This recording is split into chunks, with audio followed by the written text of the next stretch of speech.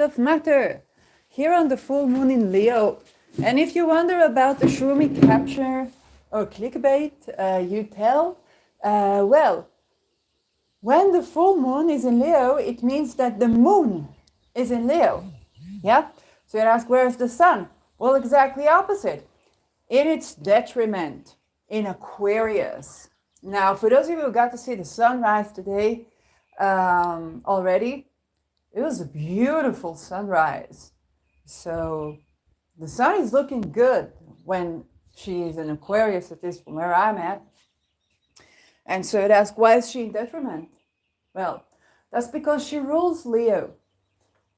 And Leo rules the heart, rules one of the eyes, rules fathers or the father, or the aspect in the father. This is more like your confidence, your shine. You're supposed to like inherit that. And this is a time where the sun is at the sign of the peculiarities, okay? The sign of Aquarius. It's the sign of not only the underdog, but just the kind of the antithetical dictator, okay? Because it's someone who builds a different type of regime, structure, okay? It's still ruled by Saturn traditionally, okay? Even when we do take Uranus into account, we call on Aquarius, I absolutely take Uranus into account. It's impossible, if you take me as a Pisces ascendant, which there are reasons to believe that I am, it's impossible to understand my chart without understanding that the ruler of my 12th house is the ruler of is at my 10th house, and it's Uranus. Okay, Neptune alone wouldn't do it. Neptune just leaks, okay? Uranus revolts, okay? Wherever it's at the 10th. And with the ruler of the 12th, if you don't get that, you don't want to be fooling with my 12th house, okay? It's not even about me. I'm not the threat to you. I have just the bugs in the feature of my algorithm. It works so that anything in the 12th, poops, pops up in the 10th. I'll be known for that, whether it's a scandal or whatnot. So, you know, I have to radically accept myself and take accountability for whatever that I do, but if I don't do, then you will find out because you did it. So, but that is still doesn't mean that this Aquarius is not ruled by Saturn traditionally as well, okay? And Saturn is still structured, okay? It's the antithetical structure to whichever is Capricorn, which is the system, okay? So the sun, at this point where the sun is the king, okay, Saturn is kind of like the bureaucracy, okay? What do you think is the relationship between the bureaucracy and the underdogs, which is Aquarius, to the king?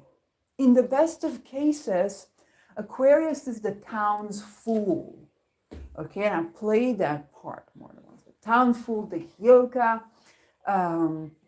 the underdog is an understatement for that because there is a performative role to that, okay? Aquarius is still on the axis of Leo, okay? This is a Leo Aquarius. It's a part of that axis. So there is still a shine within the Aquarian tube, okay? You're still a tube, okay? You want to stand out, but you stand out by putting yourself outside of those who follow that leader, okay? You walk outside of them, but by setting your aside, you don't just mean to sit there and do nothing, okay? Basically, you have your own uniqueness that you want to express, and the fact that you are unique is important to you, consciously or not, okay? You're antithetical. So the sun, which is the ruler, which everything revolves around in the vicinity of this galaxy, and it's not completely true, I know that, but the sun that is considered to be quite the center of the galaxy, okay? And that's fairly okay up till today. To put the sun in the antithetical position to the sun, basically, is a bit of a problematic place. This is how the Aquarius sun is kind of the person that wants to stand out, but they don't want to be unappreciated, they want to be unnoticed. But when they are appreciated and noticed, they kind of feel too much like the sun, okay? So they need to stand out again. And this is a point of a dissonance. So if the sun in Libra is fallen, because Libra is about balancing things, and the sun is in balance with itself, okay, and Libra doesn't know what it means, has to spend a lifetime understanding what it means, if ever to succeed at knowing what it means, because the itself is in balance with something that you cannot balance with, because you have to, you know, so there are all kinds of people say, oh, why are Libras like that? They have the sun in the sign of the scales. How do you scale human life? There is no scale to that. Okay. At the same time, people are traded all the time. So with Aquarius, it's more like I want to do better for humanity. Okay, and you're Epstein or something. So that's so this is the dissonance that the Aquarian person deals with continuously. That's why the sun there is in detriment. The moon is applying to oppose the sun, and it's in Leo. The moon is not in detriment in Leo. The Leo is just after Cancer. The moon will do what the moon will do, and the full moon exposes things. Okay? So what are we expecting to be exposed just by the merit of moon applying to oppose sun in Aquarius? Well, sun in Aquarius, who is the Aquarian people? Okay? Aquarian people, you put yourself outside. So you walked out of the church, the traditional father, the bureaucracy, your state, anything that has documents attached to it. Okay, you've taken the first step. Okay, now what is there? You gotta make new observations, new rules to live by. You set your own rules, okay? What are those rules? Who's gonna know? You gotta be doing experimentation. You gotta be thinking about what do all the people that did that step that I've taken before, okay? There's history and philosophy of scientific revolutions. Very relevant. Because there is a history to people that did just like me. I'm not the first that did that. So there is another history. If you think about the social science or social theory, very connected with thesis and antithesis and synthesis, is basically the socialist, okay, not the socialist, it's a big mistake what they did here, the communist, okay, or the materialism, the history of materialism. Okay, so the studies, like the studies of Marx, that were later being distorted or not distorted in various ways, including completely not materialistic, like China. And so the studies of Marx were basically looking into the history of something in order to create the new, okay, to do the next antithetical thing. So you don't have to agree with Marx, but definitely the Aquarius type is that after I've taken that step, okay, I walked out of this, usually very impulsively, by the way.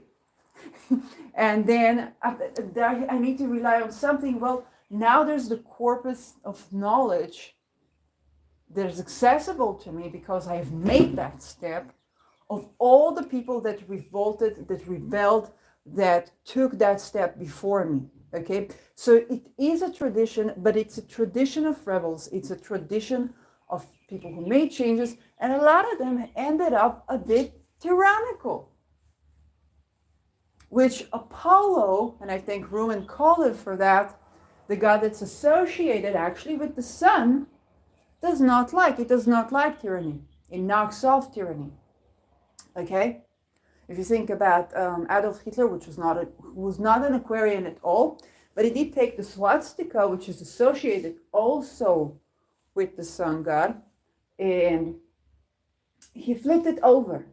Okay, he flipped it over. He wore it. This was the sign of the Nazi Party. They reached a culmination point, and then they dropped. Okay, so and not only did they drop, for an entire century, people have been looking at that peak and that fall, observing, researching, questioning, how do we never again?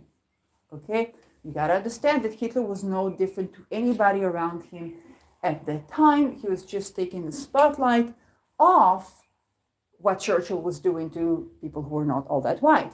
And the many genocides were happening, okay? The many genocides that were in the concentration and death camps that were, and unfortunately still are in 2024 in the United States for American people, and so on and so forth. Yes, this full moon is applying. It's always lovely to do these lives because there's a meta effect to this, okay? I'm speaking about it as it is happening. So, moon applying to the sun is exposing, is basically exposing the rebels. When you think about this, okay? It's exposing the scientists.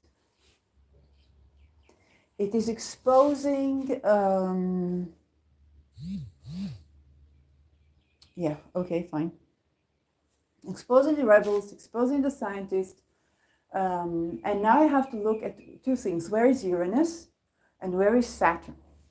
So Saturn is in Pisces, where I am, it's in the 10th house. But Saturn is in Pisces. And what does Pisces have to do? Well, spies. And yeah, I've had my own realization about my life, thinking, waking up with, wait, we are living in a world where every other person is a spy, and how they use people to spy and they don't even know they're spies, and how they make people when they choose people for these things, and we don't know if we are recruited or not. Okay, we don't know where our fingerprints are. We don't know anything like that. Okay, did you ride on networks and then also nervous system networks? So you just have to deal with that. And I understand that, especially in the age of AI and deepfakes and whatnot. But the thing is that I was waking up, and in the security kind of discourse, they look at what motivates people. Okay, kind of like the deep psychology of it. What motivates people, kind of like what would make you do something.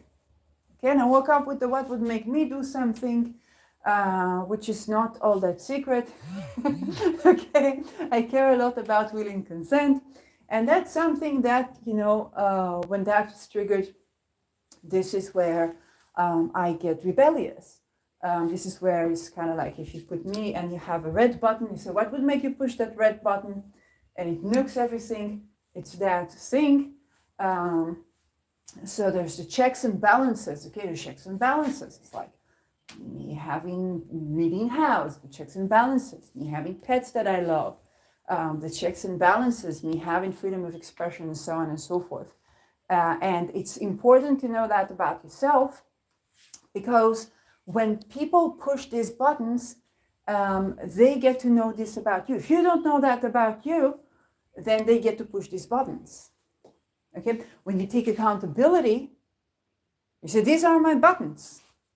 This are where you push that. That's what, you push that red button is pushed back. And that is a lot of what is done to get to know what the person is. And when you get that, you understand, you frame something in a particular way, you get them to do, you get them to push the red button. You get them I am becoming the destroyer of worlds, so and so. And for some people, it's like, oh, many things are the same, trauma, shock, stuff like that. I was a little shout out to the Jupiter Mars in Aries by Sphere and Sundry. And a little story about that Austin wrote there in the comments about how they kind of like you've been put through shock, you've been put through trauma, being put through all these things, and then when you stay standing, you kind of understand, okay, this is the battlefield. First of all, you have to accept it. There is at least a specimen called battlefield within the situation. The more you can't you can't go around it. There's a little bit of a conflict happening in the world right now. Okay, there's the battlefield. I understand my power. It's very difficult for me to say because I'm right now in my Pluto squares Pluto, so I'm just going to the square. Okay, you understand my power. These are the things I gotta do. So they are facing me, not shocked, traumatized, but basically standing there using my point of interferences or my power and so on. If you want to read the story. And that's a lot of what is happening in the world right now when it comes to the medical field, the science of medicine, whether it's holistic medicine, whether it's precision medicine. I just watched today something to do with precision medicine, but I didn't get to read it all the way. There's a conflict going with precision medicine and identity politics and turning the medical into a welfare. It's not turning the medical. Again, when Feynman was still lecturing in Caltech in the 1960s and in the 1980s, before he died, then probably that one is from the 1960s, he was already talking about, well, there are doctors that are busy curing the ailments we didn't think we can cure, and then there are great doctors busy in creating the next viruses, ailments, and so on that no doctor can cure. Okay, so that's not news. Okay, Saturn, as the ruler of Aquarius, is exposing both the science that does exist. You don't have to torture people to heal them from cancer. Okay? There are various pills or medications that can get a person who is terminally ill to full regression if you don't stop the budget midway, just when it succeeds. Okay? And people still do chemotherapy, and then they get olanzapine. Okay, the antipsychotics, the beta blockers. Okay, so they go from torture to torture to torture to torture, so that God forbid they wouldn't discover why they have cancer and heal and recover. So it's both exposing that and the olanzapines. Okay, the one of the memes that I saw in Israel was like, we are taking drugs to go to sleep, to calm us down, to go to sleep, while our enemies are taking drugs to revitalize themselves, okay? To have the energy to work. And this is very true. Now you have to understand the provider of this drug is the same providers.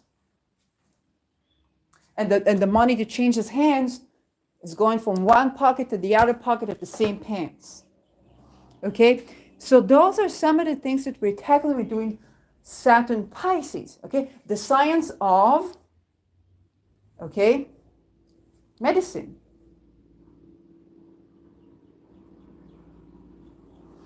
That's Pisces.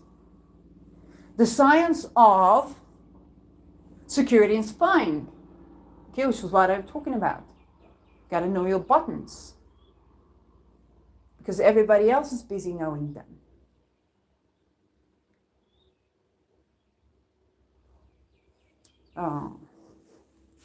And those things that are ruled by Pisces. Also, Pisces rules the feet, so we got to pay attention to our feet, okay? And now this is almost where I get to Uranus, but not yet. Saturn rules structure, so the structure, the bones, the skin, the nails of our feet, okay? So funnily enough, and I talked about this, you know, I was trained as a holistic health practitioner. It's not that much of a big deal, just 2 courses in aromatherapy, okay? But it's called a holistic health practitioner, so it's a big name. And of course, my training was not this course that I've taken. Was a lot of things that came before and after and during and so on.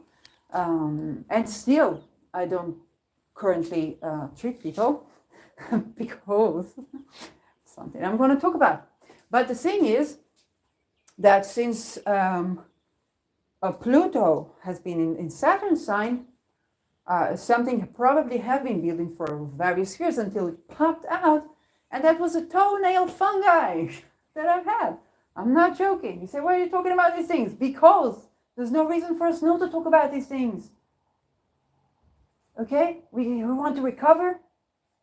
And the thing is that it was in the right leg, the toe, the little toe, and then the next one next to it. So as I began to treat the little toe, I began to channel more. I still work on it, yes. And the next one, I began to work in a relationship with our mother line. So relational, and I have relational trauma that affected my speech. And so I'm still working on these things, okay, and finding correspondence. So the full moon in Leo exposing the science of, that's Aquarius, and it could also be astrology, by the way. We'll get there. In where Saturn is involving Pisces, so we get spice, we get medicine, but we also get some particular things to do with our feet, because that's Pisces. Okay, you see, I speak about my toenail fungi, and Pluto is the change from the core, a cellular change. That's a fungal thing as well. Okay, but what is fungal? It's stagnation. So there was some stagnation building up in my life. And now with my Pluto square Pluto, it's time to heal, it's time to transform, it's time to change and recover. So we're gonna be finding out things. So I'm probably expecting more news about, in the local conflict where I'm at. So soldiers went to Gaza and then they got sick by a fungi and they died, a lethal fungi. Okay, because Pluto is still in Saturn sign. So we're going to get more on the science of what are fungi, how do we treat them. There is a rise with waves and frequencies. Okay, also the word that we're dealing with is not guns, it's laser, both in the attack and in defense, is already waves. And what is laser? It works by a spectroscopic signature. What is this big word, spectroscopic signature? And I owe it to a friend that I had that talked about the cameras that are spectral cameras. Okay, so they take the signature of a color. Okay, so that means that you have a wave. Okay, of light. That's a wave and a particle, and there are certain intervals to the waves. Everything else goes up, it goes down, it goes up, it goes down. Those things, those up and down things are measured at intervals. I don't know how to pronounce, I don't know all the technical terms, but every space between up and down and how much up and how much down, that comprises, okay, along with probably the particle, I'm not aware like where it stands now, the signature. Okay, so this interval, this frequency, this is blue, this is red, this is, and so on, so. And it's kind of like the way the light hits, because the frequency would determine how the light will hit a certain surface and reflect from it. But also the surface will reflect that, so it's a meeting between the waves of the sun, okay, and the surface. Both of them have diversity in wavelength and frequency. Now, for sure, this is a very guttural assumption, and I need to look deeper into that and see what the discourse is right now. Okay, when you do science of consciousness, which is what I did in my thesis proposal, then a lot of people look at sight, because sight involves both the physical, okay, what is being projected to us, what we reflect back, and how we process it, okay, which is not only light, okay, it's how we process color. So that is how people try to get at consciousness through looking at eyesight. Very solar moon, okay, the science of seeing, which was just this meta. And so Sun, Aquarius, okay, is also the science of light, of sight, okay, eyes, but also the sun and the light that reflects it and the effect of this light. We're going to see a lot of interaction between light and water. So let's say let's say you have a laser weapon, how do you put it, okay, what happens in the water? Okay, what happens in fluid dynamics, so fluid dynamics, okay, the science of water, fluid dynamics. So we're going to have a lot of revelations. It's a point, just this day, okay? A lot of people might not hear about this today, but a lot of people, maybe Mercury comes, because Mercury is the messenger, will have a lot of eurekas around these scientific topics. And when they're to do with Pisces, we're talking about oceans, we're talking about medicine, we're talking about alcohol, we're talking about shrooms, we're talking about alternative consciousness state, we're talking about poets as well, we're talking about spies, leaking, people who leak information, kind of like a Julian Assange thing, okay, or on a lesser scale, a Shelley Youngblood thingy. So I just naturally leaked. This my, yeah, it's a feature, not a bug. It's both a bug and a feature. So a lot of those things, and feet. Okay, so the science of feet, the structure of our feet, and so on and so forth. You think about shoes, perhaps. So those are Pisces things. There are people who talked about dams. I know people talking about dams, both Lada and and Patrick Watson. So the science of dams, okay, perhaps those things that kind of like dictate where the water go, and their limitations, which is Saturn. And also when you talk about antiquity, because Pisces is molding times. So you think about a Pisces point is where you can get knowledge from so long ago that it's not even transcribed, and and the language barrier does no longer exist unless we try to express it, because you don't really know how to express the wisdom that you've gained in Pisces. Okay, sometimes to interpret, because it's a melting of time and space, and it's so this time and so distant space. Okay, it's Neptune. It's farther than Pluto. A little bit closer than Aries, but that's it. It takes a while. So there's a lot coming up. And why do I say Neptune? Because we associate Pisces traditionally with Jupiter, modernly also with Neptune. So there's some people who, I think it was Kara Ryberg, who speculated that when Neptune will finally go out of Pisces, I don't know if it's a finally or, oh, well, Neptune's going out of Pisces, we will no longer equate Neptune with Pisces. I predict this to be just the other way around.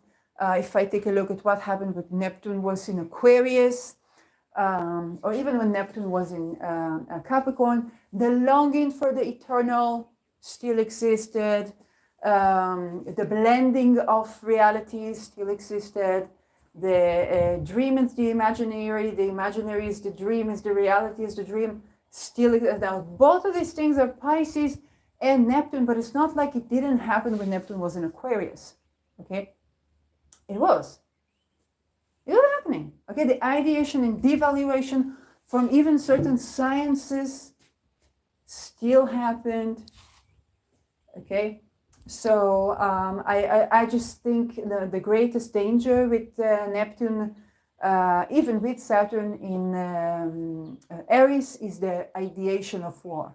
Okay, that this is the war that will end all wars, said the people during World War I. And I'm still hearing that.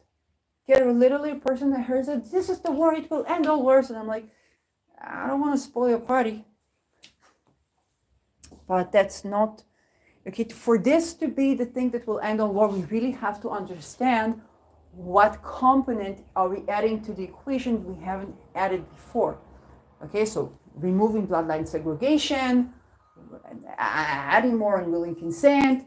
Those are things we really haven't done before in recorded history.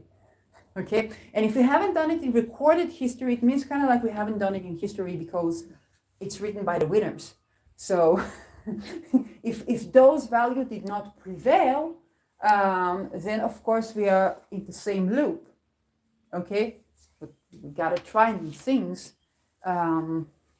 And if it's not recorded, and believe me, if that would be a failure, it would be recorded by the people who support eugenics.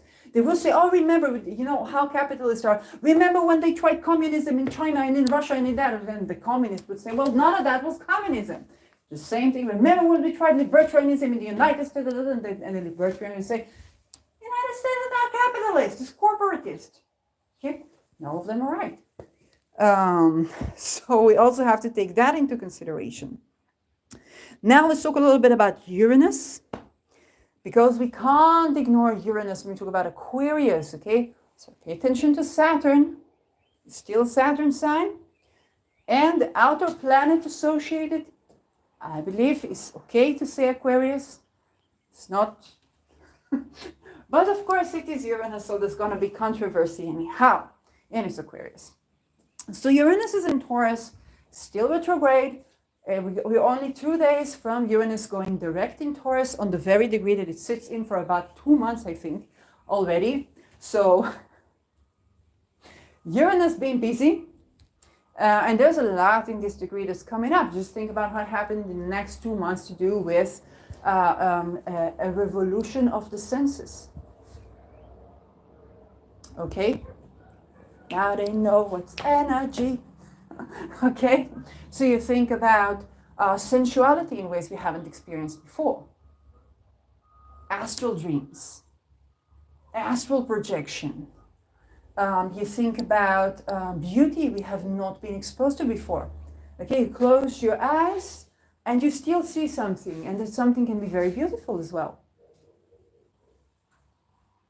Looking at the world from a new point of view is very fit to lunar lunation.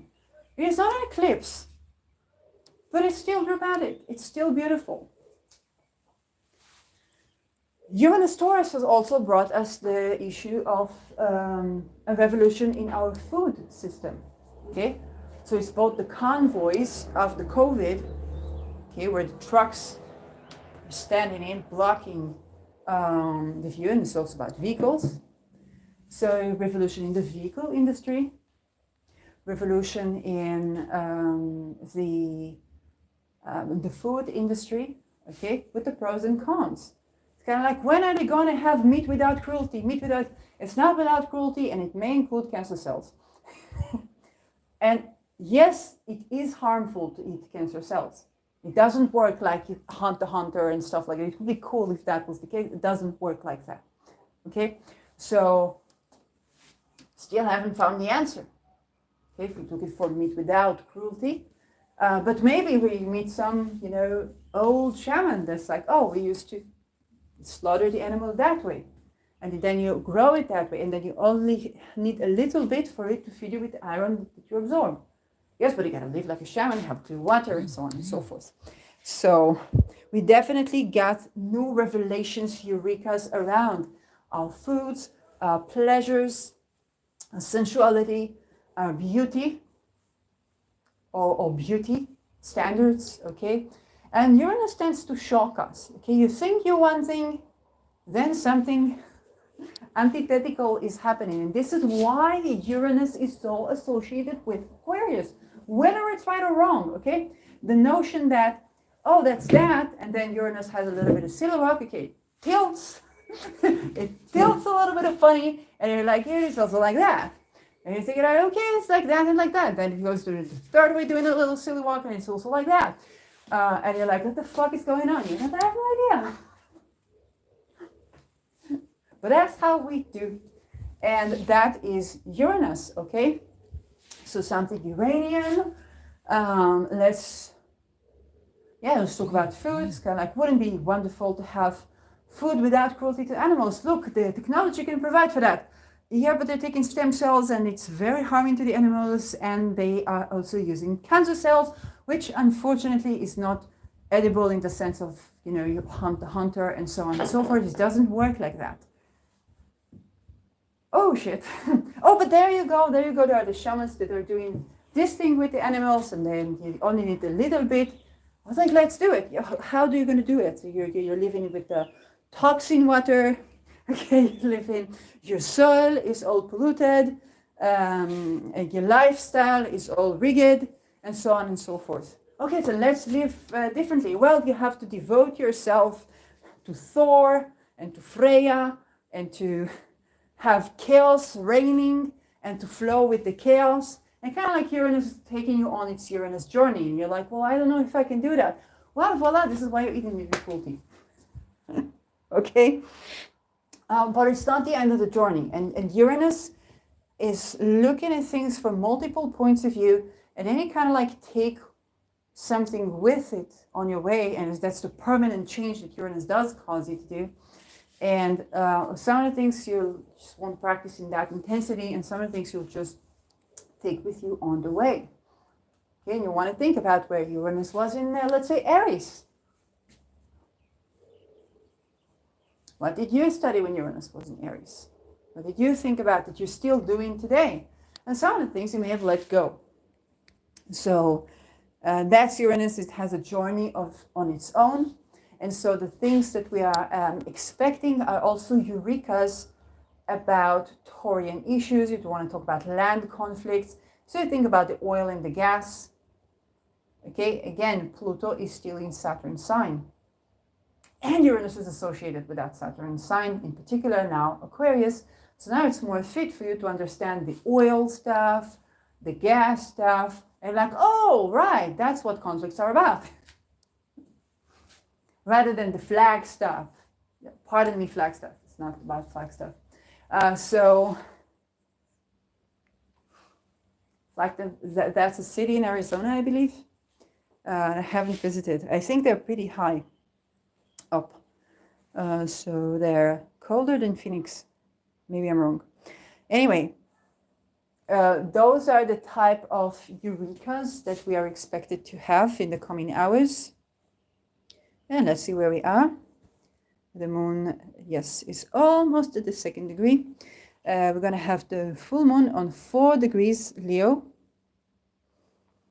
And now, if we're not done with that, let's see what's the vision for the asteroids and fixed stars.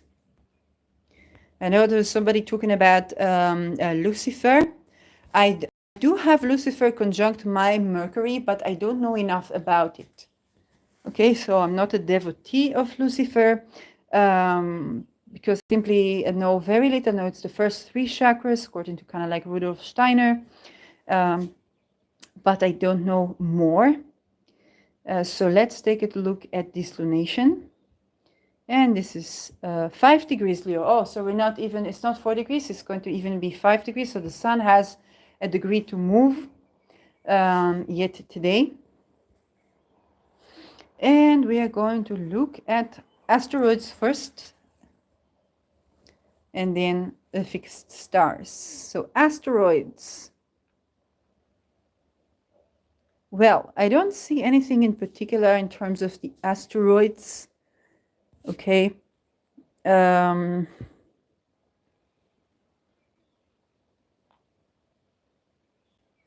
Yes, not directly related to any one of the rulers.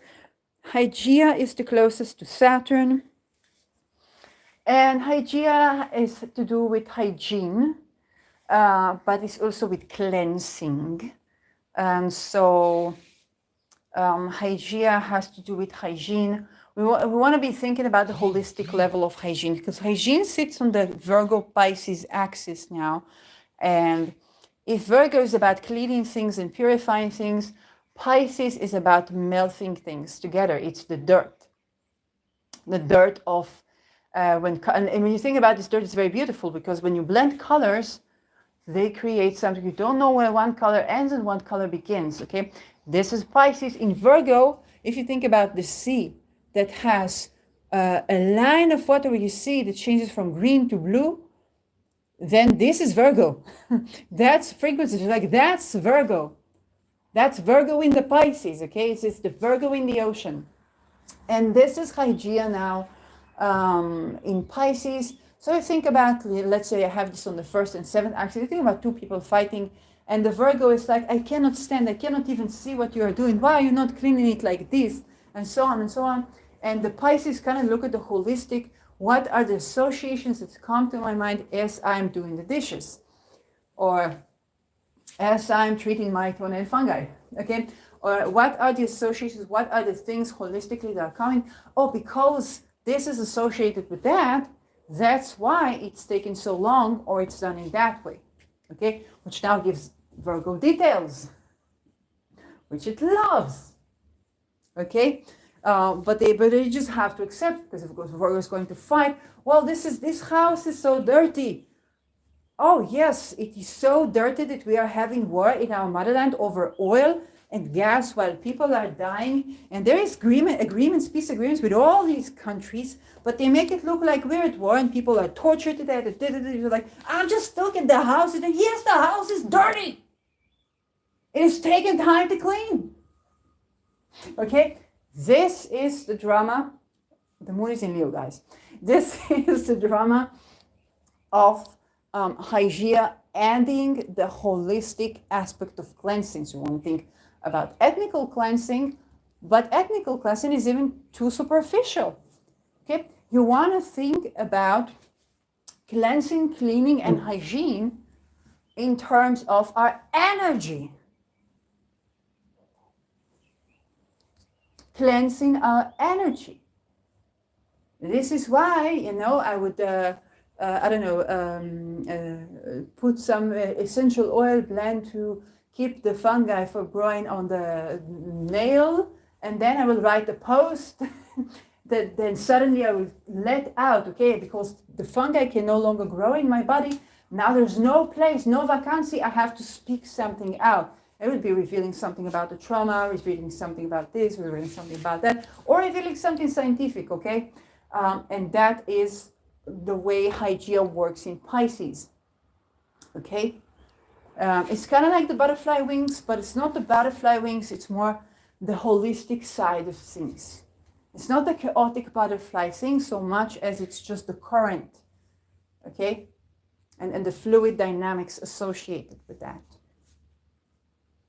This is what you lick when you no longer allow those stagnations to form in your body. You tend to that. You're no longer dissociating from that, and now you lick the dirt, okay? Spill the tea, but this is, yes, some corruption. So Hygeia adds an aspect of that. It's just within to exactly on the minute 2 degrees from Saturn.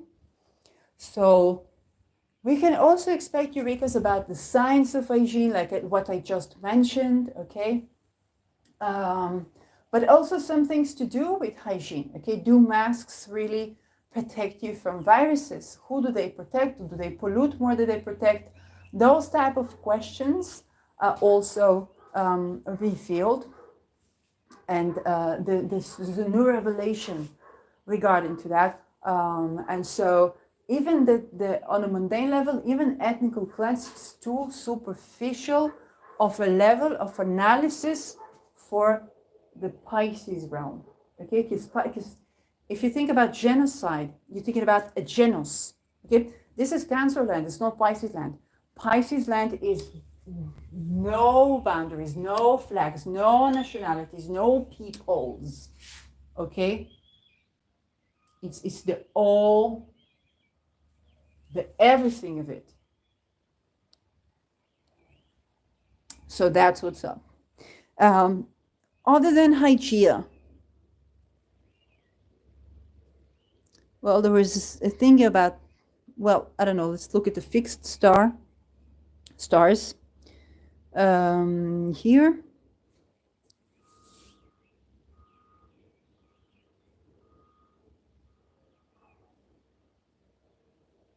Alta, I need to look at it, and Aisha. Let's see if we have more of...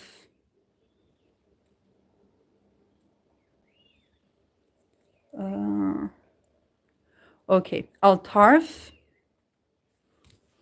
Okay, so Altarf we need to look at. And the sun, with the sun we have Dabi, Ashat, Oculus, and Bos. I know none of them.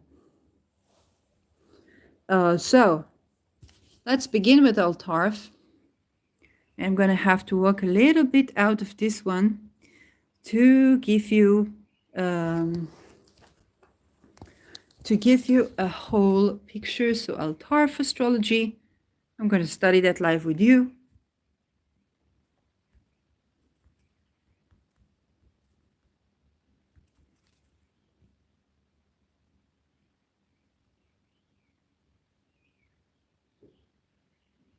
So constellation of words.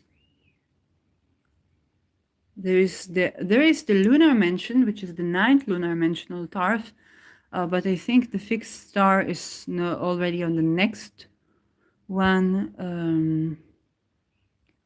Yes, I don't know. Let's try this one. Altarf. Well, it's constellation Cancer, tropical sign Leo, which is the zodiac I'm working with for the sake of this episode. Yeah.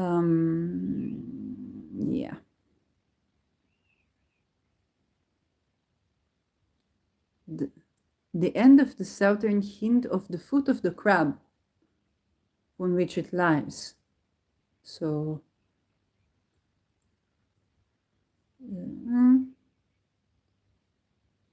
the glance of the lion's eye, because in early Arabic astrology the lion extended beyond its present perimeters. Okay, so we look at the history of the constellations.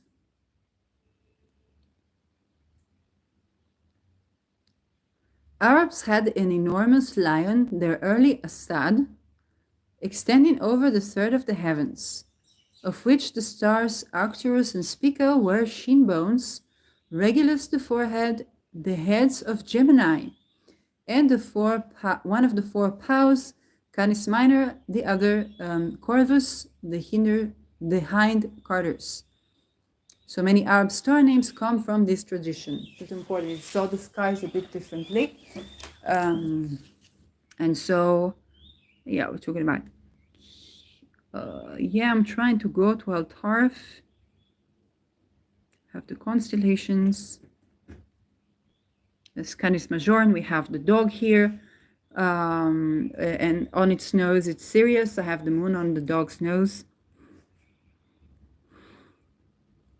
So, yes, it's basically the dog, which definitely showed up for me for various reasons, not just this dog, but also other associations of the dog.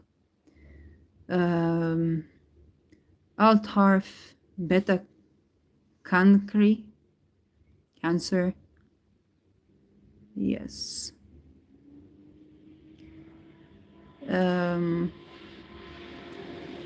Okay, meaning the end, which is symbolic because we are having an ending now, and the moon is on a star that's name is the end.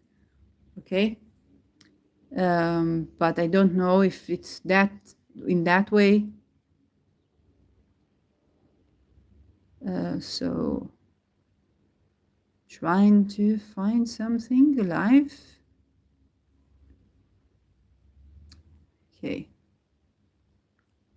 Well, it shines 660 times brighter than our sun. It's just very distant, 290 light years away. So that is interesting. So we have a lot of astronomical knowledge, which is beautiful. Altarf twice the luminosity and is thus on the bright side of the giant hood. It's a lot of knowledge that I don't know if you would be interested in. We said the star is dying. It is hard to tell just what state it is in. Okay.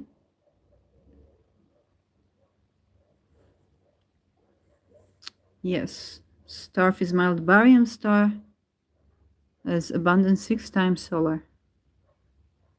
Barium stars are thought to have been contaminated with byproducts of nuclear fusion by companions that have already evolved and died, like Sirius B, and now white dwarfs like Sirius B, that no such star has been found.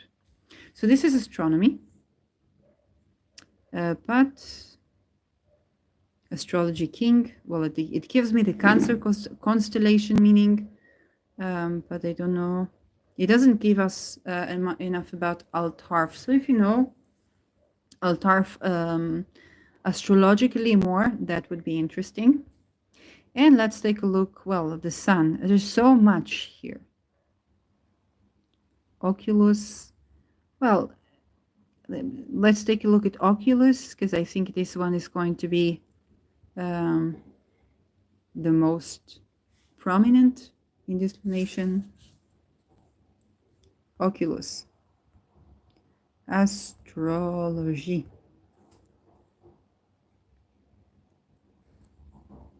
Fixed star Oculus. So now I have something. It is in 443 Aquarius and has an orb of 1 degree. Okay. Nature of Saturn and Venus. Slovenly, very immoral, shameless, revolting, mean, sorrows in love. If rising, good-tempered, healthy, gained by industry and marriage. So if culminating, improve health, fame by help of superior. So I want to see if it's rising or not. Then I go to a nice app, which is Planetary Times. And in Planetary Times, we have the stars themselves and what is rising. So it will give me a color for what is rising. We are talking about Oculus. Hope we'll find this. Yes, and some. So Taurus is rising, Algol is rising, Arcturus is rising, Capella is rising, also Deneb Algadi, and I will mention this later. I mentioned it right while I'm searching. Deneb Algadi right now, Aries in Aries right now is sextiling Deneb Algadi. Now, right now you don't get to tap into it easily unless you are petitioning to, or you wait for the moon to be conjuncting Deneb Algadi, okay, which is in 24 Aquarius. So Oculus is not rising. Oculus is not rising. And so, yeah. So this means that if it is not rising, improves health, fame by help of superiors. Okay. It's Latin for eye. So both the sun is on it, which signifies eyes, and the name of the star signifies eyes. Well, Bos means ox. Ox, okay. It is a little curious that this name turns up in Latin. Okay. So Plato considers Bos and Oculus as one, and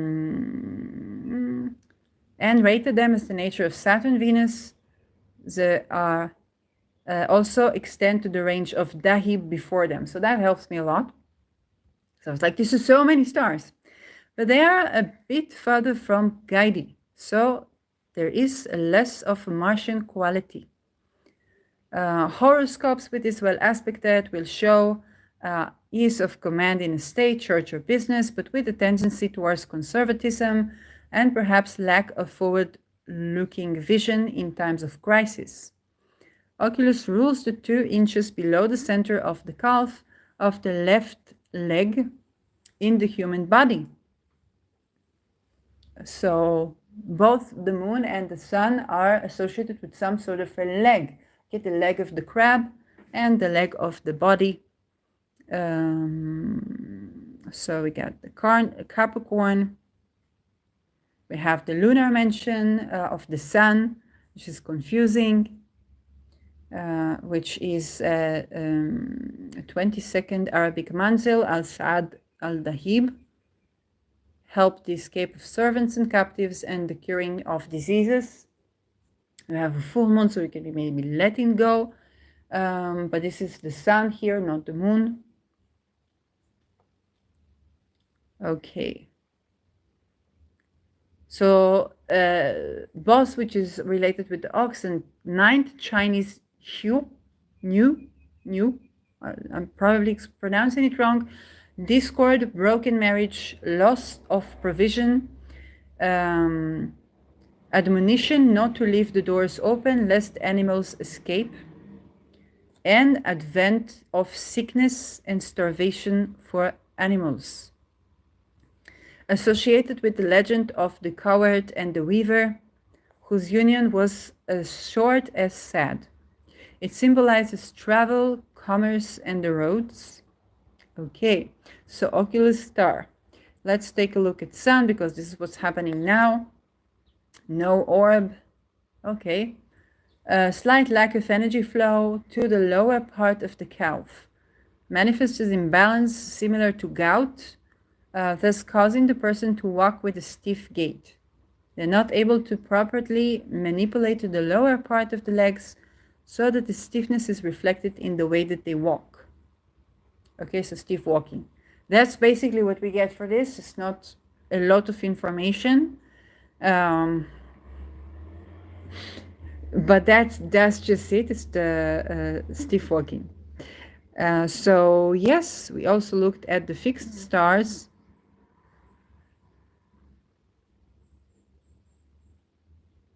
And yeah, with the sun we have Deneb, not Deneb Algedi, but Deneb. And Ruche with Uranus. Rucha? I have no idea what it means. So if you want me to go through the 12 signs, that is interesting. I can do that. Let's just take a look at the actual chart of the lunation.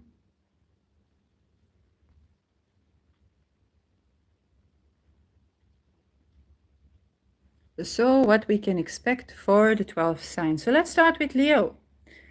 So Leo, this has happened for you at the axis of the 1st and 7th house, especially for Leo ascendants. If not, it's the 1st and 7th from the moon, the sun, or whatever set of planets you have there, if you have a lot of planets. So for the 7th house, okay, and Saturn is in the 8th house and Uranus is in the 10th house. This means that there is a certain revelation as to your intimate relations that is associated with the mutual assets and energy that you share, including intergenerational, okay, the inheritance that you may have or the inheritance that the partner may have, as well as one of your parents, or the relationship with the parents, or career. Okay, so this is the way that your past affects your present. Okay, your present intimate relationships, partnerships, and also enmities or conflicts. Okay, so you might understand why somebody was your enemy. Oh, they were my enemy because they were raised in such and such way, and I come and I counter that, and so on. It's just those stuff. Or their 401k is basically invested in medicine, and here I come and I expose the corruption of Pfizer, and for them it's like I lose my retirement. Okay, so, or I lose my, but it's not. You need to see the chart of your partner to understand what does it mean for them, How does it correspond with both of y'all ancestral lineage, and that's the stuff. So this is a little bit of a eureka revelation and letting go of the issue. Ascendant Virgo. So this is happening on your 12th and 6th house axis, with Saturn in your 7th and the Uranus in your 9th. Okay. So for you, you're talking about health, mental, physical, and the way that it's affecting or being affected by your partnerships and your worldviews, your collective worldviews or religion. So you're having a little bit of eureka about the entire connection between those aspects, okay, between my physical health, my mental health, what I have happening in my relationship, how this affected and being affected, and my worldview. Okay, so there's some eureka about the integration of these aspects. So 6th house is also your pets, labor, you as an employee or having employees or enemies at work. 12th house can be hidden enemies. So they can be hidden enemies making themselves revealed at work. Okay, so your hidden enemies, they appear at work, and now it's the sun, so you get to see them more clearly. You weren't aware of that, now you are, and so you understand that might be affecting your partners or other enmities that you have, partnership and open enemies, and you understand that is being affected by your worldview. Okay, so this could be like hidden enemy that just doesn't like your religion or your philosophy or your worldview, and so on and so forth. But you can also have a eureka about how to settle things. And in this situation, this would be done by Mars. Okay, but Mars in Capricorn, that is conjoining Mercury. This is probably about an act of speech. That is the eureka of a resolution, an act of speech. Here, an act of speech that stands the test of time, but is also going to bring you joy to speak up, because it's you there that is speaking. So yeah, and the 12th house is also kind of like hospitals, mental hospitals, jails, and hotels. So the bedroom as well. So it may be that kind of speaking up, who knows. Ascendant Libra. So for you, this is happening on the axis of the 11th and 5th, with Saturn in your 6th and Uranus in your 8th house. So this can be a little more annoying for you because you have the rebel star, Uranus in your 8th house since 2018. It's not something new to you, but now you have another touch on that, and you see how your dreams and goals become fun right now, or you have associates coming to do fun things with you, hopefully not in your account, like genuinely fun. And there's a little bit of a T-square there with Jupiter, of course, that I addressed in my monthly forecast. And this is where Uranus, okay, brings in things you have swiped under the rug. So something you have swiped under the rug is coming up, but it's providing you with a little bit of a message. Okay, Mars and Mercury are applying to this Uranus. Okay, there's a eureka and there's a little bit of a sudden message there. And because Mars is the resolution of the T-square, so there is a sudden eureka and a sudden resolution.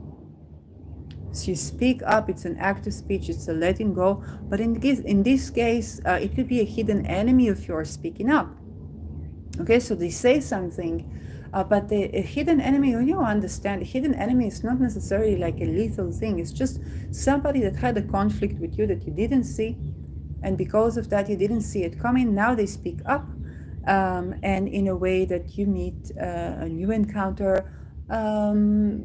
actually providing there's a little bit of a conflict, but it can also be a fun conflict. Okay, you can also laugh about this, because now that you know, then now you understand what was this about and how it's actually funny. However, because it's Uranus involved, there is discomfort, okay? Because the Uranus 8th house is what we consciously swipe under the rug, and it is also ruled by your ascendant, so it's giving you an extra discomfort now. But it is, and it's a big one because if Venus applying to trine Jupiter, okay, it magnifies actually discomfort, but it's a trine. So there is a big embarrassment, but you can laugh about it. Ascendant Scorpio. So for you, the lunation is in the 10th and 4th house, with Saturn in the 5th and Uranus in the 7th. So you think about how, let's say, a relationship with both of your parents have been affecting your romance and committed relationships, or your relation with your children and with your partner. Okay, you're going to have a revelation about this, and the sudden act of speech, sudden eureka that you are doing, okay, because you are ruled by this Mars here, and Mars is exalted, happy, applying to Uranus. So it is a sudden action that you take, that you even surprise yourself, but it gives you a little bit of a resolution to the issue. Oh, that's what's been happening. The correction immediately comes, and you settle this big conflict in a way that's quite impressive. So it's going to be a great discomfort, but it's not going to be all that much of a discomfort, just because it involves more like your parents and how you've both been affected by this, and or your children. It's not like, like a big 12th house thing, although Mercury there. No, it's not. Yeah, Venus is, but it's not that much scary. It's more like you suddenly get this thing that I'm doing that's like, oh, my parents were doing, or their parents were doing, that's why they like that, and you both get that. You say something, you crack a joke, and it's really funny because Mars, Mercury, Capricorn conjunction applying to Uranus, you're gonna have a good time laughing, and not regret it either. So enjoy that. Ascendant Jupiter. So for you, this is,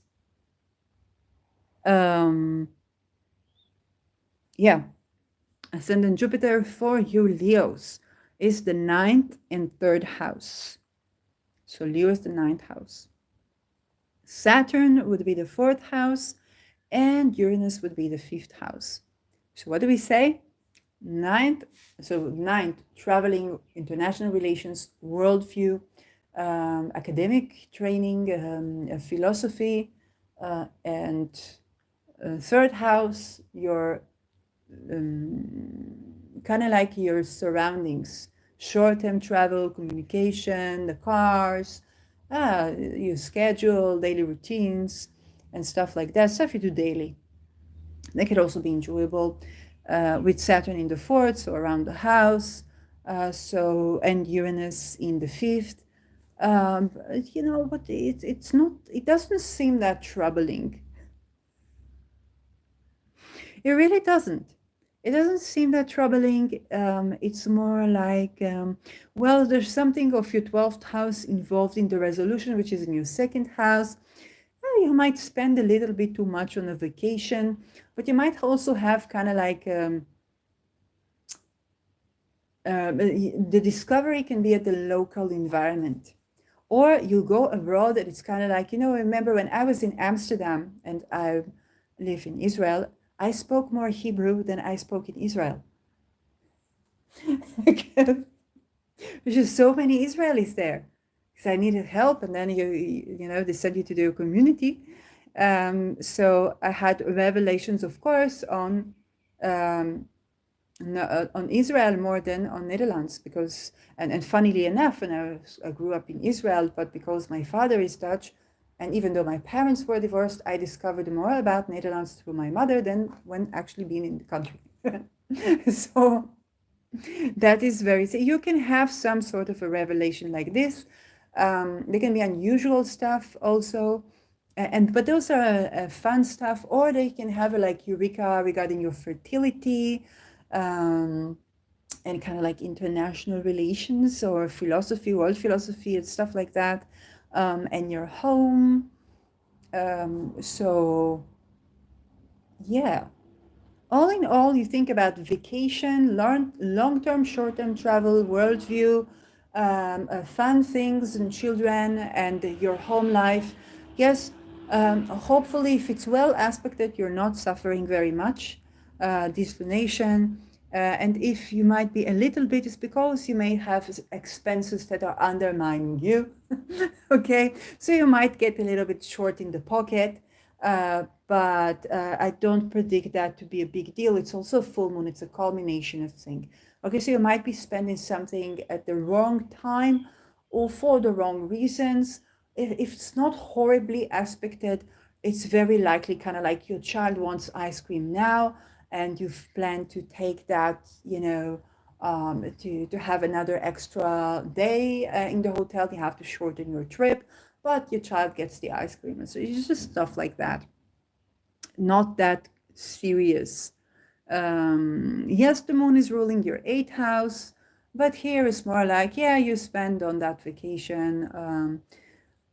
Yes, hopefully it's not the you've been served kind of thing, but even if it is, there is a resolution, there's a way to that, or you can increase your expenses actually, unbeknownst to you, because your loss is your gain. The ruler of the 12th being in the second, your loss is your gain. Okay, 12th house is loss, and second house is the money that you make. So for example, if in the 12th house you lose an inheritance, then in the second house you lose an inheritance, but you gain the ability to make money yourself. Okay, with Capricorn it's going to take time, but it's actually you provide maybe an ethical way of generational wealth that you didn't have before, and your teeth are going to be healthy, your hair, your skin, and so on and so forth. So ascendant Capricorn. So for you, ascendant Capricorn, Leo is on your 8th and 2nd house axis. So we're talking about investment expenses, bribes. I think bribes is more involved in the 12th, or mockery, but loaning, okay, receiving, being a benefactor, or somebody being a benefactor by you. And Saturn is in your 3rd house. We're talking about siblings. Okay, maybe you're taking in money, you're spending money on your siblings. And your 5th house, which is kind of like children or fun stuff to do. And the resolution is with you. Okay, the stuff come to you, to your path, your action. But somebody is making an action, and that somebody has to do with your goals and dreams, which is Scorpio, or with your home. Okay, so it's something that combines. If somebody from your home life is doing something funny right now, or saying something funny right now, which they will, then it has to do with both your dreams and goals and your home. It can be somebody at home that knows your dreams and goals, and they can be poking at you, but it's not like they're fighting with you. If it's not horribly aspected, it's, might be a little bit of accident prone, but if it's not horribly aspected, they might be poking at you so that you're going to remember your dreams and goals there while you're thinking about your money stuff. Okay, you're thinking about your budget, you're thinking about your children, thinking about your siblings, then somebody from your home is going to remind you about you.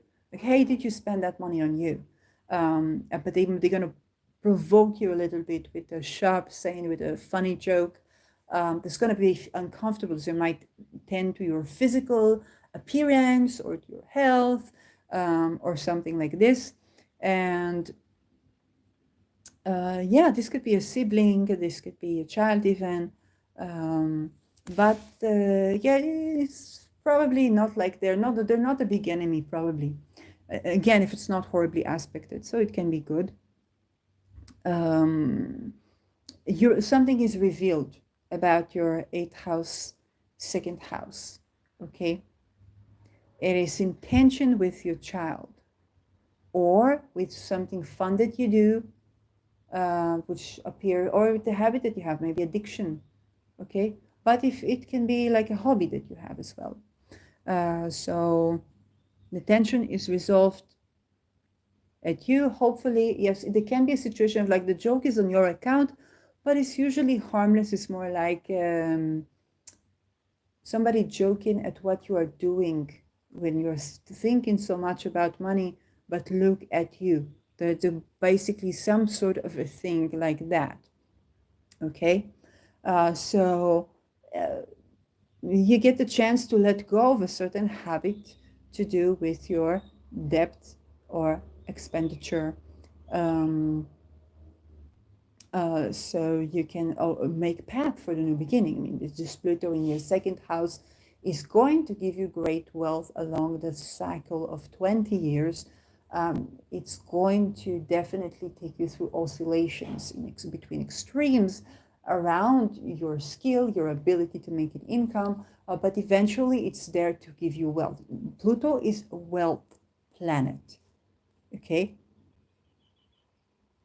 It's a giant wealth planet, and it's not something that like Saturn, you put time and dedication and this and that. No, it is through authenticity, getting at the core of your desires and transforming from the core, that you attract wealth rather than repel it. So now you get a little bit of a revelation of kind of like a part of this process as well.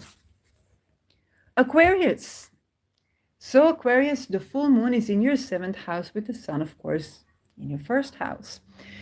And again, we're talking about the 7th and the 1st axis, but this time it's a mirror picture to Leos, right? With Saturn in your 2nd house and Uranus in your 4th house. The resolution of the conflict is in your 12th. So this is where it can be a bit particular, annoying, because the 12th is kind of like we don't see that we don't see, or in the best of cases, it can be something nice going in the bedroom. So, so this is where, again, something is revealed about you. Your partner is revealing something about you, is reflecting, because the moon is reflecting. So your partner is reflecting something to you about you. Because it is a full moon, they can be projection. Why am I saying that? Because the moon is about reflection, but the moon is at the sign of the sun, and the sun is by you.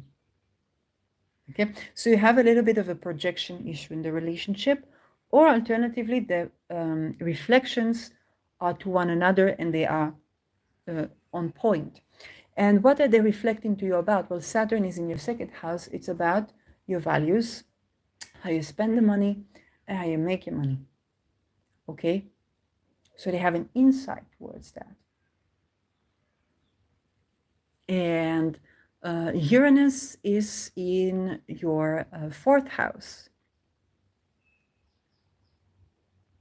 So it's another one of these, let's say maybe you're pricing yourself too little, okay?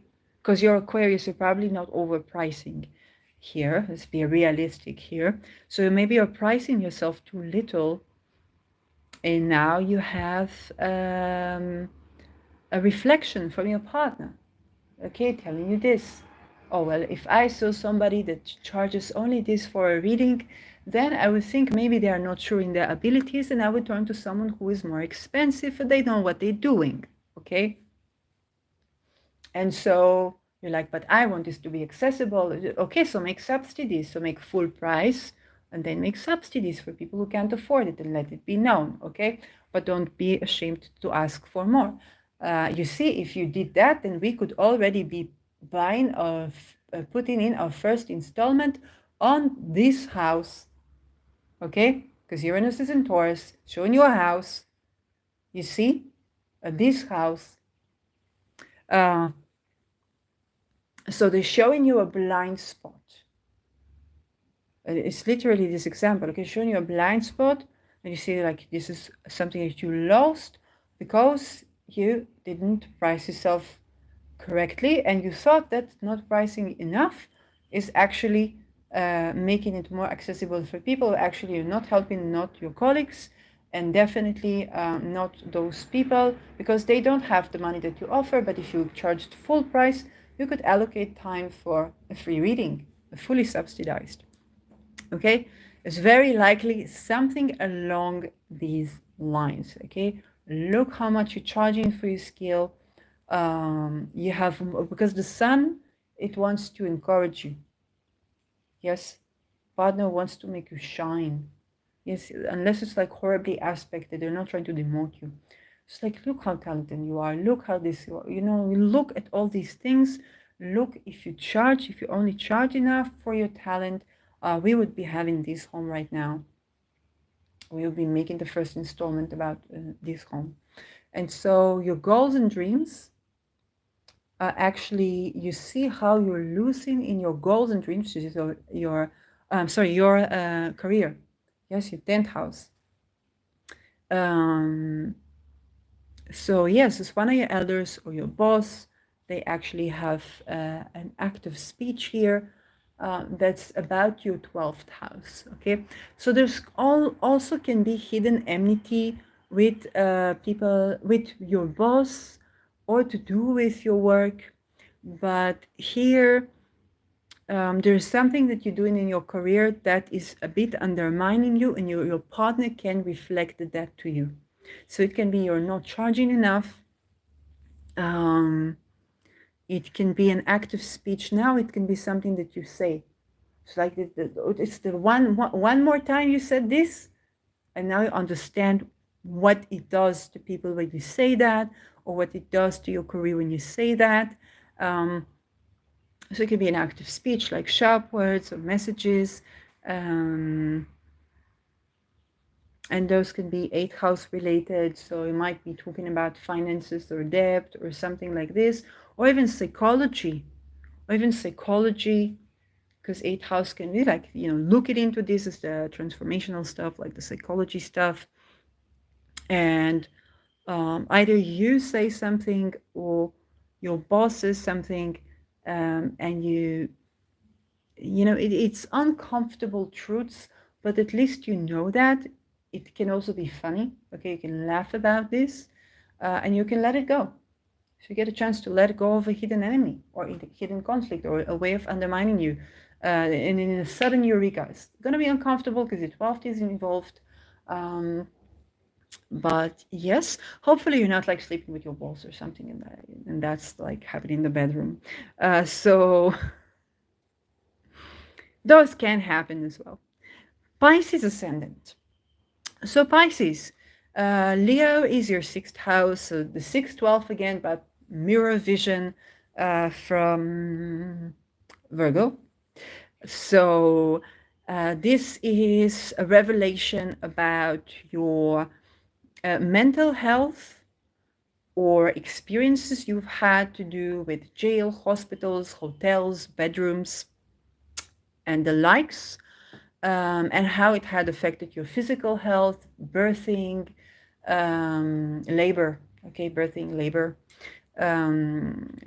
pets, stuff to do with that.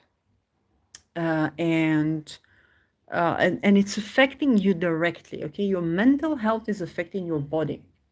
So as you're attending to your body, stuff are going to be revealed, okay, about this. Pets can be facilitating. The way the pets help you with your mental health can be very much clear. And I have a cat here, being Pisces ascendant, on my lap, taking a deep sleep. So the way that pets, for example, have been aiding your mental health, or the role of pets in your mental health, can be accentuated. So Hopefully it's not like secret, so like zoophilia and stuff like that. But you had to crack the joke here. I mean, Mars is with Mercury. So, and before we get to this, Mars, so Saturn is in your first house and Uranus is in your third house. So some details can be revealed if you like, if you have a driving license, not have a driving license, your car, something might be revolutionary about your car.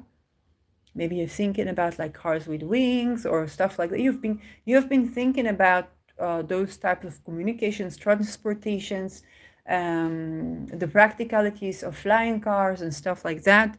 And Scorpio, that's where the resolution, okay, what Mars rules here is your ninth house. There's going to be sudden eureka about your worldview that affects your dreams and goals. You might say something publicly, or a teacher of yours might say something publicly. Mars, yes, and Aries is kind of like your second house. So you might have a skill with words here that you express publicly. You might be sharp with words, and it's going to be like a channeling, like a eureka. What's that Mercury ruling for you? Well, Virgo is your seventh house, so you and your partner might have a little bit of a chatter, maybe channeling with each other and posting something online. And Gemini is your fourth house, so something about your upbringing. Okay, there's a lot of hidden knowledge coming into the public realm, going for you, and that's actually lovely. That's actually lovely.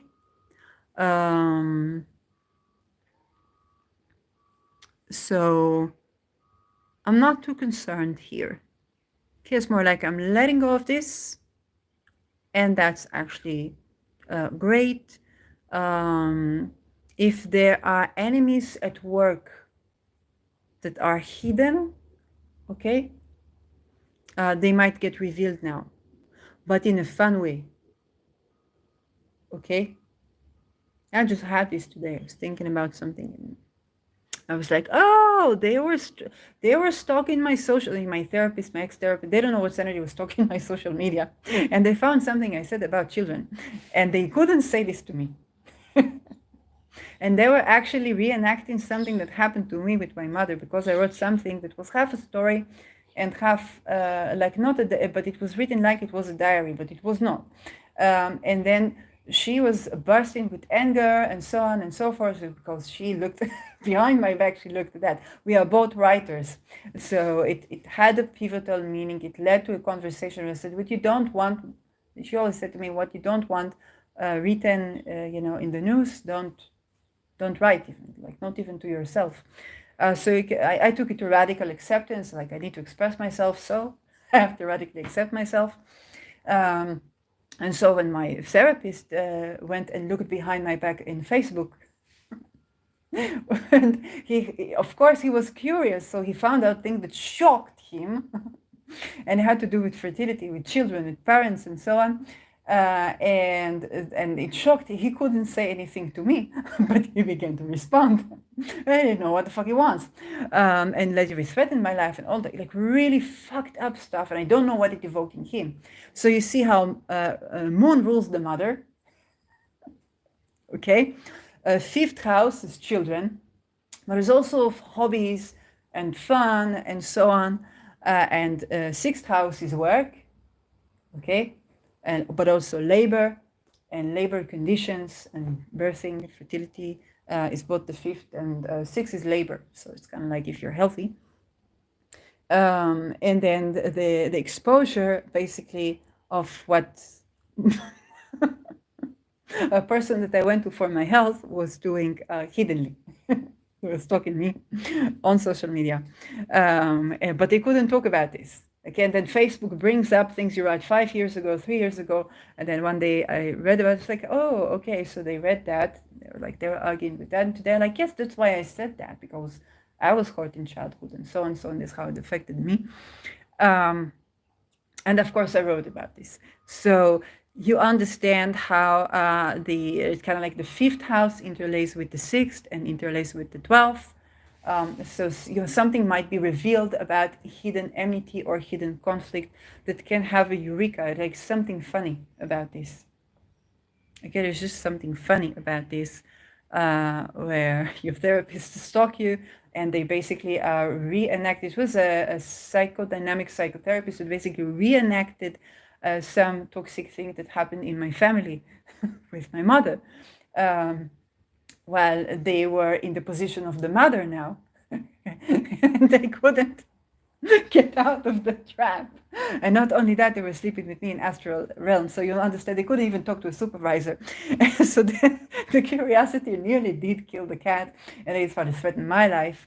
And the funny thing is, they're like, I cannot speak. But like, I didn't mean to put you in a place you cannot speak. I'm all for people expressing themselves. And so you see the meta effect. You might have something less intense, but of a similar effect. Definitely, if you have hidden enemies right now, okay, they should be thankful that you are compassionate. But that's where it's at. Ascendant Aries. Ascendant Aries, this is in your 4th house and 10th house. Okay, but mirror image to Libra. So, yes, no, Ascendant Aries, something here is wrong. In your 11th house and 5th house. So 11th and 5th. Basically, it can be, you might reveal your hobby, or if you're doing something of like a social agenda, you might reveal your hobby. But it is a bit the way that you are doing something fun or performing in a way that is fun for you might not be fun for the listener or your audience, and it won't get you cancelled likely, but you might undermine yourself in a way. So let's say you want to be interesting and you present yourself at the conference. You say, I don't know, yeah, I have a certain hobby, and the way that is revealed, your hobby is revealed. And I don't know, maybe you like to do leather clothing when you are, again, and you're like in the crowd of the audience is vegan. So that did not age well. And Taurus is in your 2nd house. But the solution comes from kind of like the 8th to the 10th. So there is a solution to this situation, to this tension with your money that is coming from your 8th house. Okay, you might realize, for example, what your money's been doing, and there can be your accountant can have a strike of genius, but it's going to be affecting your 10th. So yes, you could have a little bit of a sudden either demotion or promotion in the situation. And anyways, you are letting go of something. Because of the nature of Uranus, it's for the best, usually. It's for the best. And it makes the time for you to do something more authentic. And even though your 5th house is very authentic here, it causes you some loss, but you might lose the wrong job and you get the right job. Okay? Or your conscience might say, darling, you want to choose, you want to see who's your audience. So maybe ask some questions. Let them fill out the form before the, the lectures, and you prepare for the possibilities or stuff like that. It can be some intimate advisor that you have that basically gives you the breakthrough as to what's on. Okay, you try to authentically bring yourself, your more fun part, joyous part. You maybe bring out your children, but there's something about the way that you do it that is not sensitive to the audience that you're doing this in front of, and that causes you loss. Okay, so so nothing too much to worry about. Okay, you don't get yourself cancelled in one day, and even if you will find the correct way to go up again. So ascendant Taurus, you are dealing with the 4th house, moon in the 4th house and the sun in the 10th house, and Uranus in your 1st house and Saturn in your 11th. The resolution is coming from your 9th house. So this is where you might take a sudden trip abroad, a sudden eureka, and act on taking on a new degree or a new field of study, or some sort of spiritual or religious or philosophical commitment. Philosophical you can do also when you're atheist, you know. So this is as a response to the eureka that you have around, again, your 4th and 10th. So it can be your mama, papa, or papa, papa, mama, mama, your house, or your work, career, house balance, career environment, home environment, and the polarity between the two. You might also understand that there is polarity between the two. Okay, for example, you could be living in a very royal house, but you're actually working with the homeless. And you understand that this polarity, while it creates a dissonance, it's also necessary for you to go back to your house of royalty so that you can have time to tend to the people that are most deprived of this. So you have the comfort and the luxury that allows you to make better decisions in your life, and you come back and you say, okay, they don't have this, so they don't make these better decisions because they need housing first. You might have this eureka. And since Uranus is in your 1st and Venus is in your 9th, so there's a sudden eureka that changes your philosophy, your worldview, your destination if you want to travel somewhere.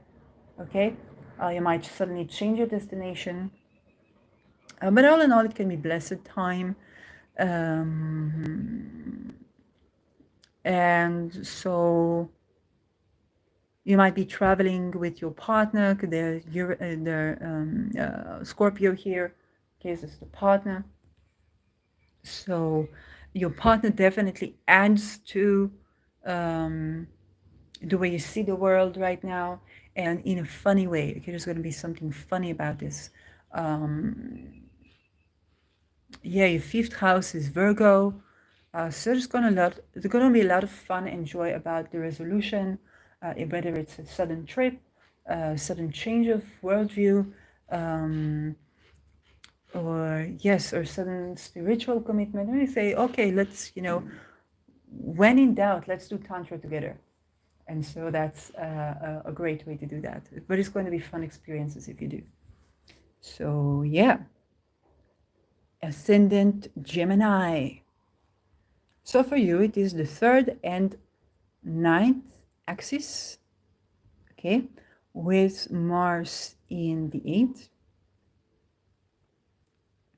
8th, Saturn in the 10th, and Uranus in the 12th. So you are one of those signs where, like Aquarius ascendant, that get it a little bit annoying of a lunation, because what is revealed, there's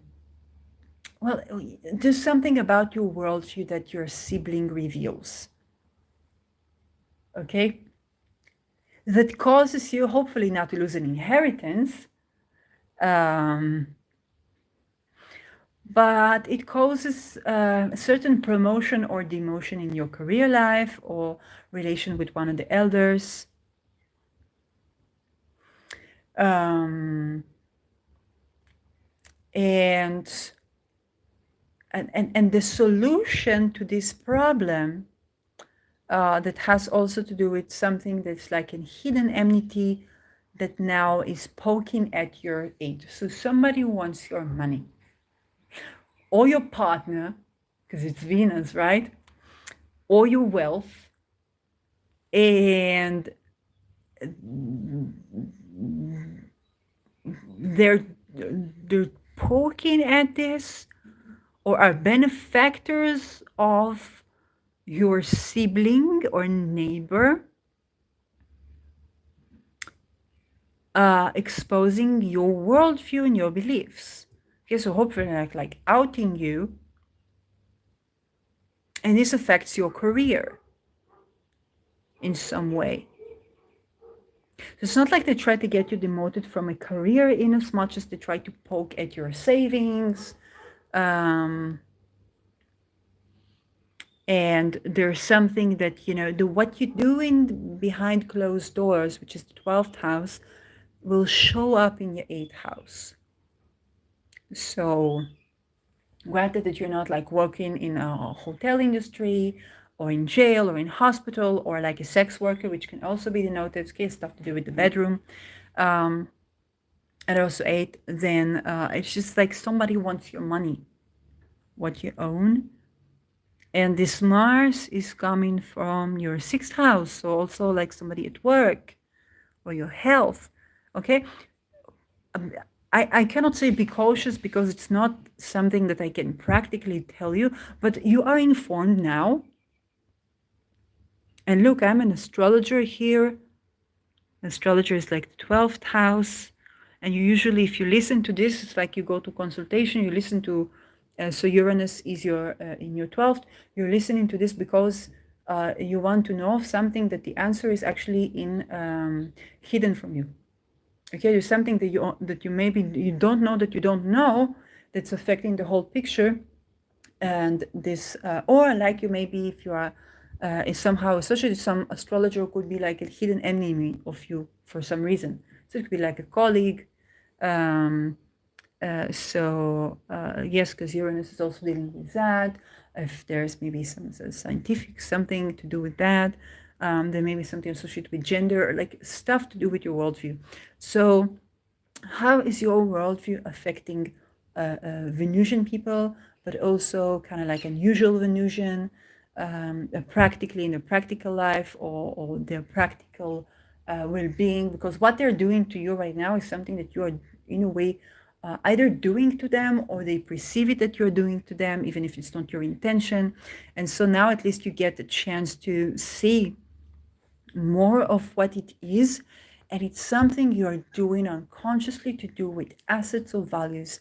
Or maybe you're invested in a rebel or a revolution, or in science or certain something that's not unbeknownst to you, and that's been revealing itself.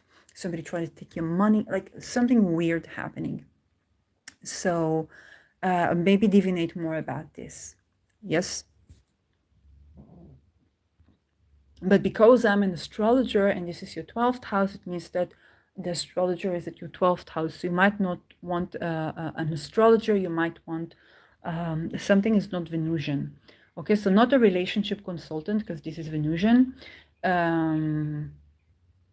Not a performer, a singer, not a woman as well, unfortunately, because here is like a of the 12th, and in this particular way, okay, it's not yes, and not the person that you sleep with or have slept with. Okay, so something is not covering your 12th, not a mental health care practitioner, because they're poking at like your 8th house here is not good.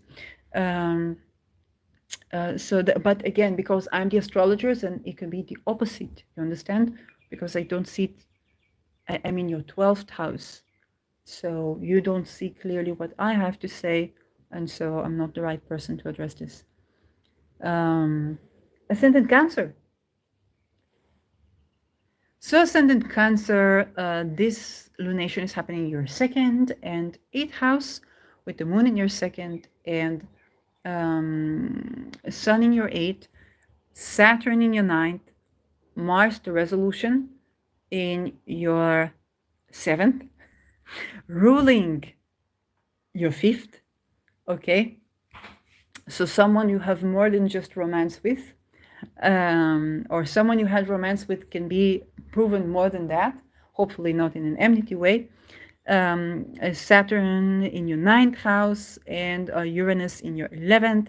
So, what's up for you? 2nd and 8th.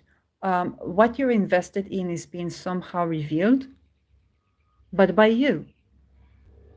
You understanding what you're invested in. And it has to do with the science of medicine or structure of spying or I don't know, maybe shoe industry. I don't know. But you understand what your money is, where your money is going. And this affects your worldview. It can also be you are investing money in your education or in vacation, but it is something that will surely stand the test of time because Saturn here is in your 9th house. What you're invested in right now is very much affecting your worldview. Okay, you might be revealing that. Or you might be having a conversation with an intimate partner, very intimate partner, that might be revealing that, or you might be exposing, okay? And it has to do you could be at this time, it may or may not be, I don't understand enough in this, to put your skill to be traded in like stocks or something. Okay, so you become going from active to passive income. There's no such thing as passive income, but it's more like your investments rather than your vocation. And that is changing up your worldview because you're like, as you're going from, but your skill becomes investing now. You learn about investing now. So as you learn about investing, this is affecting your worldview naturally, okay? And is creating tension with your goals and dreams or your social life or your public life that is resolved in a partnership. Okay, you can talk with the partner about this, or even with the conflict. If there's somebody have conflict right now, it can be addressed at. You can be talking right now, actually. So yes, somebody from if you're like a public speaker or something like this, then somebody of your audience or partners there could be becoming a partner in this situation. Okay, Venus goes through your 7, you might meet somebody. If you are a man looking for a woman or a woman looking for a woman, you might meet somebody.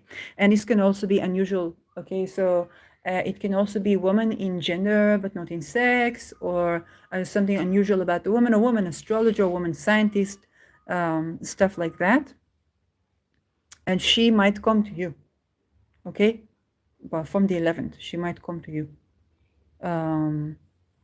You are you're just doing you, but you're doing you at the 8th house. Maybe you're meeting with an accountant, and that accountant is actually a viewer, like something like this. At any case, there's something good happening in your partnership place. Mercury is ruling both your 12th and your 3rd house. So you'll have to be cautious around siblings. Hopefully not sleeping with siblings. If this is triggering for somebody, then hopefully not. Yes, it can be a bad joke. But it's a reality for people. So hopefully, yeah. There is always a meta effect when you broadcast live. Okay. Somebody just said that, and that's me.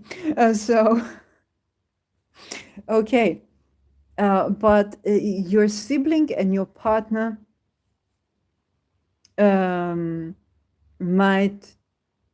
your sibling or your child and your sibling might have some sort of a eureka together, and that happens with your partner. So if you have been having problems with your partner, your sibling might say something or even expose something, but it's actually reforms, okay, some conflicts there, or they say something to your partner, they maybe strike a joke to your partner, they're having a conversation with your partner, but it can also be your romantic partner. It can also be going from romance to sibling-esque type of partnership. I'm sorry, this is getting funnier. I don't mean for this to be that funny. You know, just kind of like somebody that you have good, pleasurable time with, and you have deeper intimacy, and also you have sibling-esque, kind of like their like brotherly, sisterly type of connection. It's going to be very blessed time for you. Okay. The discomfort, if there is any, is going to be about the revelation regarding your worldview and how this is affecting your goals and dreams. So if you have, let's say, if you have like a big agenda, I don't know, a big feminist agenda, I don't know, and you're invested in something that actually oppresses women, like Pfizer, oppress everybody. So you understand there's a dissonance here, but there's also some sort of eureka, some sort of a resolution, and that can be familial to you and actually joyous. So not all that terrible. That was it. This is the lunation. We are now at